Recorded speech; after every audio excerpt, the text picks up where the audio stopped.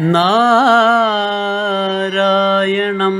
നമസ്കൃത്യ നരം ചൈവ നരോത്തമം ദേവീം സരസ്വതീം വ്യാസം തതോ ജയമുദീരയേ. അർത്ഥശാസ്ത്രമിദം പുണ്യം ധർമ്മശാസ്ത്രമിദം പരം മോക്ഷശാസ്ത്രമിദം പ്രോക്തം വ്യാസേനാമിത ബുദ്ധിനാ.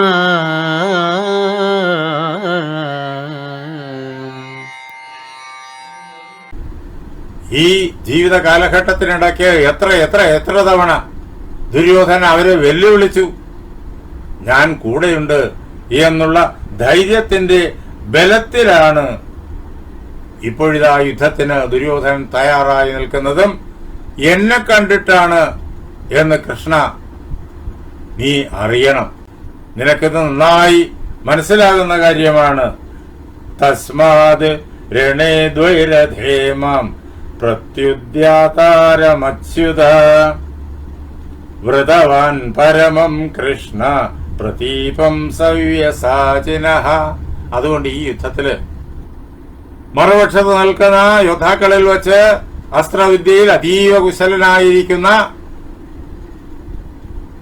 അർജുനൻ സവ്യസാചി, ഇടത് കൈകൊണ്ടും അമ്പെയ്യുന്നവൻ, അങ്ങനെ രണ്ട് കൈകൊണ്ടും വളരെ വേഗത്തില് ഒരു നിമിഷം പോലും നിർത്താതെ കൃത്യമായി അമ്പെയ്യുന്ന അർജുനന് തുല്യനായിട്ട് വേറൊരു യോദ്ധാവിനെ കണ്ടെത്തുക വിഷമം. അങ്ങനെയുള്ള ആ അർജുനന് പറ്റിയ എതിരാളിയായി ദുര്യോധനൻ കണ്ടെത്തിയിരിക്കുന്ന എന്നെയാണ്. ഈ യുദ്ധത്തില് ഞാൻ അർജുനനോട് നേരിട്ട് യുദ്ധം ചെയ്യണം, രഥയുദ്ധം നടത്തണം, ദ്വൈരഥം നടത്തി ഈ പടക്കളങ്ങളെ മുഴുവൻ ഇളക്കി മറിക്കണം. അതിനു വേണ്ടിയിട്ട് അർജുനനെ വെല്ലുവിളിക്കാൻ, അർജുനനോട് യുദ്ധം ചെയ്യാൻ, അർജുനനെ ധ്വംസിക്കാൻ, അതിന് ദുര്യോധനൻ കണ്ടുവച്ചിരിക്കുന്ന യോദ്ധാവ്, അർജുനന്റെ എതിരാളി, അത് ഞാനാണ് എന്നറിഞ്ഞുള്ള. അതുകൊണ്ട് എനിക്ക് അർജുനനെതിരെ യുദ്ധം ചെയ്തേ പറ്റൂ. ഞാനങ്ങനെ അർജുനൻ തെളിക്കുന്ന തേരിൽ എനിക്ക് സഞ്ചരിക്കാമെന്നൊക്കെയല്ലേ അങ്ങ് പറഞ്ഞത്. പാണ്ഡവ പക്ഷത്തേക്ക് വന്നാൽ ചക്രവർത്തിയാകും, അർജുനൻ തേര് തെളിക്കും എന്നൊക്കെ അങ്ങ് പറഞ്ഞല്ലോ. അതെങ്ങനെ എനിക്ക് സ്വീകാര്യമായി തീരും? വധാത് ബന്ധാത് ഭയാത് വാപി ലോഭാത് വാപി ജനാർദ്ദന അനൃതം നോത്സഹേ കർത്തും ധാർത്തരാഷ്ട്രസ്യ ധീമതഃ.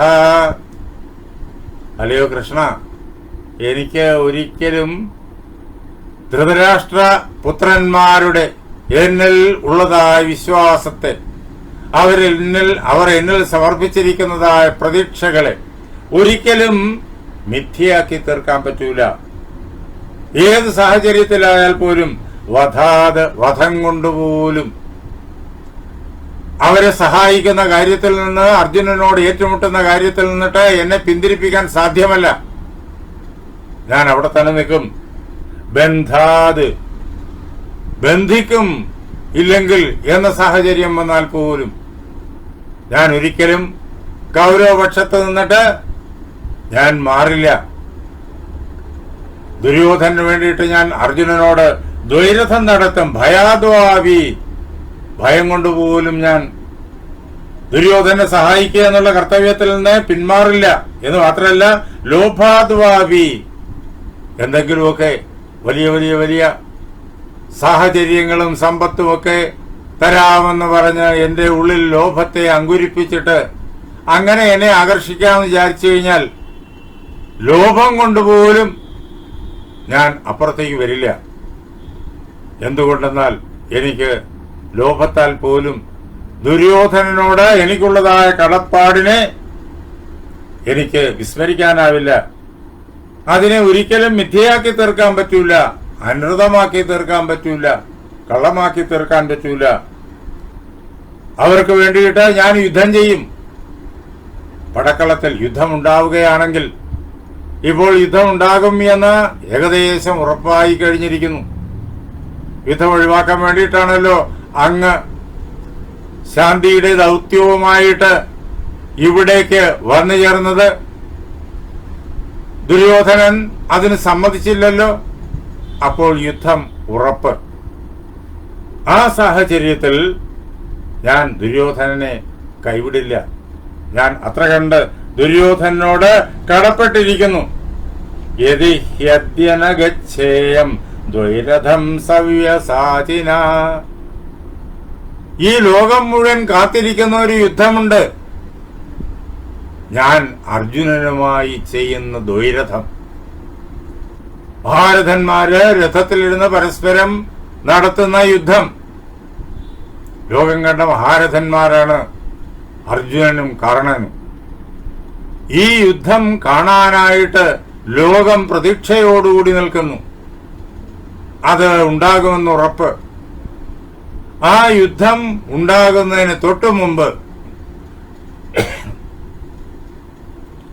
ദ്വൈരഥം നടക്കാൻ പറ്റാത്ത സാഹചര്യം ഉളവാക്കിക്കൊണ്ട്, അല്ലയോ കൃഷ്ണ, ഞാൻ മറുപക്ഷത്തേക്ക് വരികയാണെങ്കിൽ എന്താ സംഭവിക്കുമെന്നറിയോ?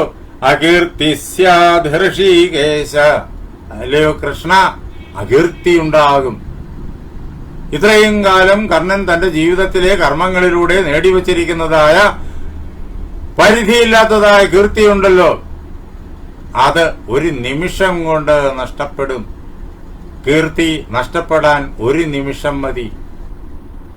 അനേകം വർഷങ്ങളിലൂടെ കഠിനാധ്വാനം ചെയ്ത് നേടിവച്ചിരിക്കുന്ന സദ്യശസ് ഒരു നിമിഷത്തെ തെറ്റുകൊണ്ട് ചീട്ടുകൊട്ടാരം വീഴുന്നത് പോലെ വീണുപോകും. ലോക ചരിത്രത്തില് ഉദാഹരണങ്ങൾ ധാരാളമുണ്ട്. കൃഷ്ണ, അകീർത്തി ഉണ്ടാകും. ആർക്കൊക്കെ ഉണ്ടാകും അകീർത്തി? എനിക്ക് മാത്രമല്ല. അകീർത്തി സ്യാധർഷീകേശ മമ പാർത്ഥസ്യ ചോഭയോ. എനിക്കും അകീർത്തി ഉണ്ടാകും, അർജുനനും അകീർത്തി ഉണ്ടാകും. അല്ലയോ കൃഷ്ണ, നീ അർജുനന്റെ ഏറ്റവും പ്രിയങ്കരനായ കൂട്ടുകാരനല്ലേ? നിനക്ക് ഏറ്റവും പ്രിയപ്പെട്ട കൂട്ടുകാരൻ അർജുനനുമല്ലേ?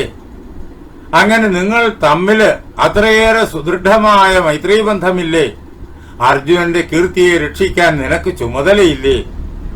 നീ അതിനെ മറന്നുകളയരുത്. നീ എന്നെ അങ്ങോട്ട് വിളിക്കുമ്പോഴേക്കും അർജുനന്റെ കീർത്തിയെക്കുറിച്ച്, ഞാൻ അപ്പുറത്തേക്ക് വന്നു കഴിഞ്ഞാൽ അർജുനന്റെ കീർത്തി നഷ്ടപ്പെടുമെന്നതിനെ കുറിച്ച് നീ ചിന്തിച്ചിട്ടില്ല എന്നെനിക്ക് തോന്നുന്നു. അർജുനന്റെ കീർത്തിയും നഷ്ടപ്പെടും, എന്റെ കീർത്തിയും നഷ്ടപ്പെടും. എന്റെ കീർത്തി എങ്ങനെയാ നഷ്ടപ്പെടുക?